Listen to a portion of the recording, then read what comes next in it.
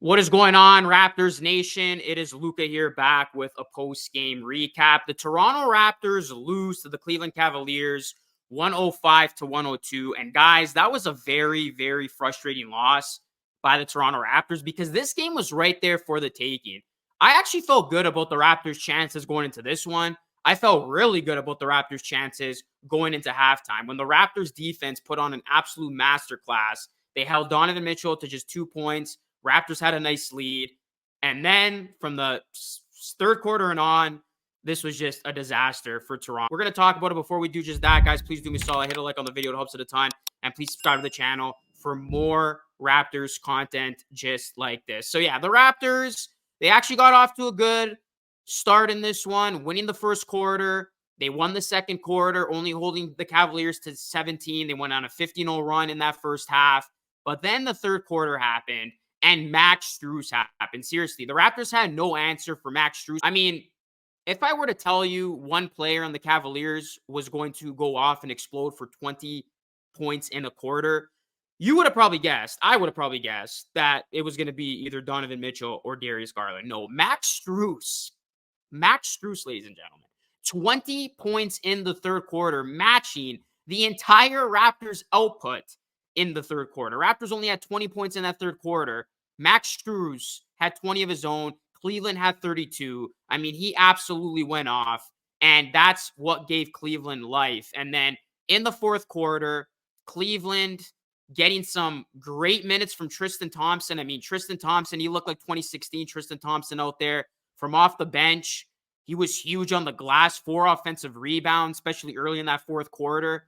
As Cleveland, they executed down the stretch, and the Raptors just couldn't stop them. It's crazy. The Raptors defense did a solid job on Cleveland's offense in that first half. But in the second half, it looked like Cleveland could do whatever they wanted, as Evan Mobley, 12 points, 14 rebounds. Darius Garland had 24. Donovan Mitchell, who actually had a quiet night, 4 of 17 from the field, only had 10 points, but Max Strus had 20. It was the Max Strus and Darius Garland show there at the end. And it was pretty interesting because Darius Garland was going off, and clearly Scotty Barnes was having a tough time trying to guard Darius Garland. And speaking of Scotty Barnes, I mean, he struggled in this one. He was a minus 20, 15 points, but 5 of 14 from the field, 1 of 4 from 3. Like I said, struggled defensively against Darius Garland. Pascal Siakam had 18 points, 7 of 17 from the field. But where was he in the fourth quarter? Pascal Siakam barely got a touch in that fourth quarter. So, in a game like this, you're on the road. It's nitty-gritty. It's coming down to the wire. You need your best players to look like the best players on your team. And Pascal Siakam and Scotty Barnes in big moments of this game did not come up big. Dennis Schroeder, he was big down the stretch, giving the Raptors a chance to win. 15 points, 5 of 11 from the field. But then that final possession was a disaster. Gary Trent Jr. stepped out of bounds. The Raptors couldn't even get a shot attempt up to try to tie this game.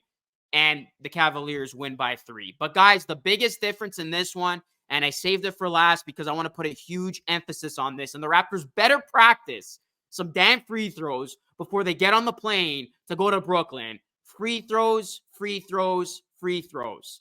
Beyond anything else, the biggest difference in this one, free throws. I mean, the Raptors, who were the road team in this one, guys, had 29 free throw attempts, 23 more free throw attempts than the home team Cavaliers. The Raptors missed 9 free throws, 9 in a 3-point loss. That's pretty big. That right there is the difference. And I know you can pinpoint, player performances, Max Strus going off, Tristan Thompson on the offensive glass. But this right there, that's the biggest reason why the Raptors lost this game. You make your free throws, and the Raptors win this game. It's as simple as that. So Raptors, their free throw shooting continues to be an issue. And when you're on the road, you're actually getting foul calls. This wasn't a matter of the Raptors weren't getting foul calls. No, they were getting plenty of foul calls, plenty of free throw attempts. They just couldn't capitalize. That is inexcusable. And then beyond that, Raptors struggled from 3, 8 of 32. They shot 25% from 3. They were 41% from the field. Points in the paint, the Cavaliers actually had more points in the paint.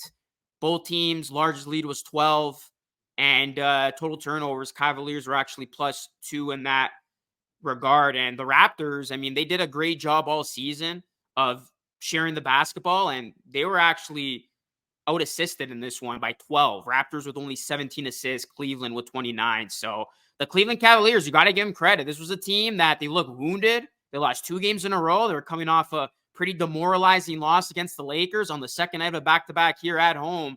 They pull it off. And again, I'm going to use the word frustrating because this looked like a very, very winnable game for the Toronto Raptors. They started off really well. You got the feeling they were going to be able to have their way against the Cavs. And then that third quarter hit. And we kind of saw how that third quarter started. Darko Rajakovic calling a quick timeout as Max Strus got 2 easy buckets on the other end. As the Toronto Raptors, I mean, once again, they did get a balanced attack as 5 starters finished with double figures. Gary Trent Jr. finished with double figures as well. But it was just the little things that did not go the Raptors' way, and free throws just to, beat a dead horse here being the biggest, as the Raptors bench early on actually did a good job. Second half, Raptors bench didn't give you much of anything. If you want to be in the thick of things in the East and even have a chance to get that 6th spot in the East, you're going to have to win these games. You're going to have to prove to be better than teams like the Cavaliers. And, you look at this Raptors team, sometimes they're good, sometimes they're not. It's like every time this team tries to get over 500, something goes wrong. And we saw this. This was the theme last season. They win one, they lose one. They win a couple, they lose a couple. Raptors had a chance to get their first 3-game winning streak of the season, unable to do that. So, through the first part of the season here, it's been that type of theme. It's been very inconsistent, very up and down.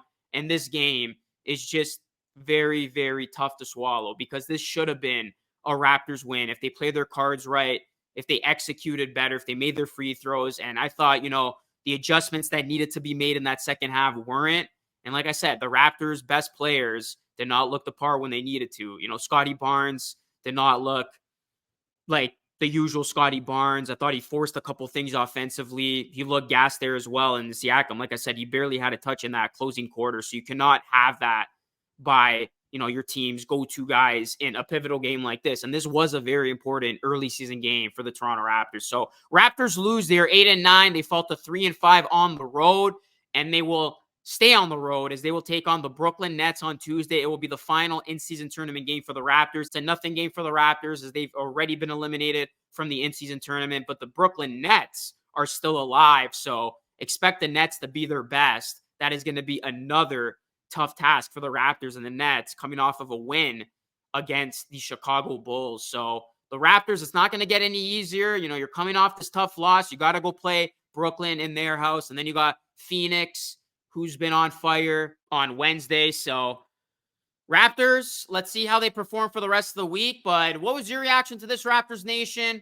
How would you classify this loss? Hit a like on the video, subscribe to the channel for more, plus ring the bell. That is it for me. This is Lucas signing off. As always, thank you so much for watching. Until next time, stay safe.